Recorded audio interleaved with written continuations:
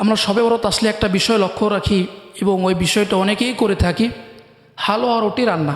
বাসায় অনেকেই হালুয়া রুটি রান্না করে। তো আমাদের জানা দরকার হালুয়া রুটি খাওয়া দরকার, এটা কি ফরজ, এটা কি ওয়াজিব, এটা আমাদের আগে জানা দরকার। ফরজ ওয়াজিব এটা সুন্নত কোনোটাই নয়। হালুয়া রুটি আপনি খান, কোনো সমস্যা হবে না।